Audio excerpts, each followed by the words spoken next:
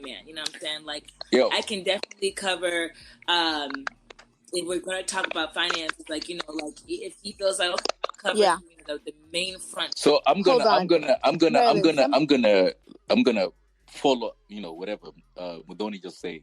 If really, because a lot of people, there's a lot of people, and actually this generation right now, and I've been in Houston for a year. There's a lot of people who actually believe, and especially the African girl who's been raised to believe that the man is supposed to actually bring food on the table and all that stuff. That's good, perfect. You know, there's no problem. I'm not really saying there's a problem with that because it's kind of how a lot of my African people grew up.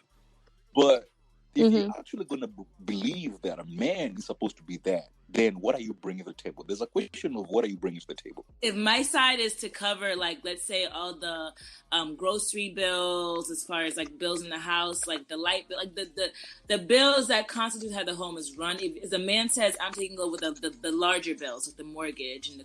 But let me ask, a lot of people are talking about, okay, what are you bringing to the table in terms of finances? It's not always finances. How about the fact that you're bringing, exactly, that's what I'm saying. Like, you could say, I'm bringing to the table children. Can a man have kids on his own? No. I'm bringing children to the table. When it comes to life, and that's a big chunk of the exactly. That's a big chunk of what you're bringing to the table. Buba, actually, raising kids is more than a full-time job. Oh, I didn't even put in the part of raising kids. Not even the raising part. I just said just bringing them to the world. Okay, your girl, yeah, whatever.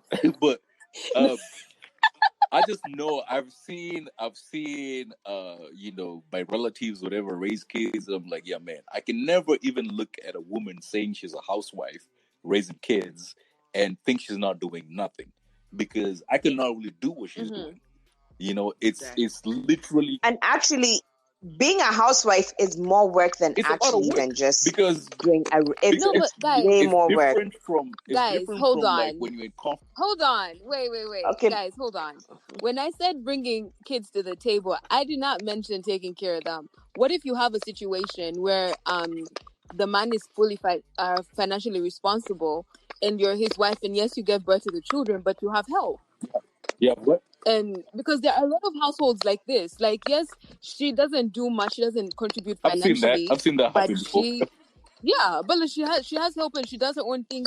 She's not paying a bill, but she has help with the kids. She has help with everything, and what she's bringing to the table is her partnership, like her company. At the end of the day, I think it comes to each individual relationship. Yep. Exactly. You know, because what and that's why. That's why us individuals are different, and who we pick are different, because a man, like, and I think somebody had brought this up earlier, like even I think Madhoni said it, the roles and expectations are different, because there could be that guy who's very okay with the woman staying at home and really not doing much. Yeah. And for some reason, she brings him so much value. It may not be in tangible ways financially, but then there's something that woman does to that guy, whether it means making him feel like more of a man or whatever. Just her exactly. Partnership. And so it's, and then there's other guys who are like, nope, she has to bring stuff into the house, and both of you can be okay, because there's also women who also don't want to be stay-at-home moms as well. So it's all individualistic, and there's women who don't want to be stay-at-home, but she's also not contributing anything financially to the home. Yeah. Then there's that. But it's up to the couple to decide, like, they're dying. Exactly. But it's exactly think up it's to the a conversation that I think a lot of couples wait until it's too late to have that conversation of expectations. Yeah. So if we had that conversation early on, not early, but like at the point where we see that we've gotten serious enough to where we're foreseeing a future together, I think going to counseling, maybe having a mediator there who can help y'all figure out, okay, what do you imagine, our life together to be, and what roles do we both play? And then once it's decided early on, then I think you walk into it with like, an exhale, because there's not going to be a confusion later. It's not going to be a day where one day you wake up and you're like, well, I feel like I've been paying all the bills and you haven't helped. Well, no, we discussed that, Either that, or even realizing that you're not for each other. realizing the imagery, like then that happens. Sometimes women get married and they're like, oh yeah, I can be a housewife. And then as they get older, they realize like, oh, maybe I want to have a business, or maybe I'm actually interested in school. And then the guy gets offended, like, well, we never discussed you pursuing an education or, opening up a small business or whatever. And then that friction. Right. So I just think it's up to the couple to decide, what works best for them. I think especially when it comes to this, like, Black and African couples, I feel like these conversations are not popular. And other races would be, there's races where the marriage dynamic is always very specific. I feel like for us it's taboo. Asian marriage dynamic are very, the man is in charge of every bill. Right. Like, especially the ones who live there typically. But like these dynamics of ours, I feel like people don't even do counseling like that though. And then you enter a marriage and you don't even know that this woman plans on being a housewife in about 3 years. Yeah, and then also because there's a mixture of our traditions and then also the mixture of the modern world that we're in today. So it brings about confusion, because in one aspect it's like, no, but it's the role, she should know this. But then at the same token it's like, oh, but she should be modern, she should also be like this. So there's a lot of confusion. And then it's also taboo. Then it's also taboo to bring up some of these things. Yeah, I don't know if you remember Michelle and Mudhoni. I think we talked about, I think we're having a similar conversation before. And we were talking about how, how the idea of like romance and like, what a relationship should be is probably one of the toughest things that, has made like dating so difficult right now. Mm-hmm. I don't know if you remember, but I think we talked about that one time. No, it's like the whole idea of how dating has been painted as this and that, like, like the guy should do this, the woman should do that. And like everything that comes with that, it's just one of the things that I had to think about, like what my role is in a relationship, because I say like, I'm not really the most mainstream person. So I'm always been open to actually expanding my thought process when it comes to like everything else that has to do with like dating. Mm-hmm. So it's like when I meet a woman, I don't want to expect her to like come into my house and give me something I never had, right? Mm-hmm. And then you have this idea of romance where it's like a lot of women expecting men to come into their lives and give them a whole world, change their lives. And what's an ideal way of proposing? It's like a lot of women are looking at what a proposal should be as, better than the other friend, and the ring should be bigger than the other friend's ring, and all those things that society has painted in our heads, and we feel like we need to live up to those standards. And that's why it's just like at some point dating becomes so difficult and it gets harder and harder and harder. And by the time people realize that society has just created this whole monster of what a relationship should be, and sometimes we cannot really live up to those standards because life just kicks everybody's butt, and it's not always that perfect. It will never be that perfect. But again, this is why communication between the both of you and figuring out what's your yin to my yang. Yeah. Makes it work. And I guess kind of understanding, like, especially when you talk about like proposals and the whole elaborate thing, I think if you really know your partner, you'd know what kind of proposal they'd be into.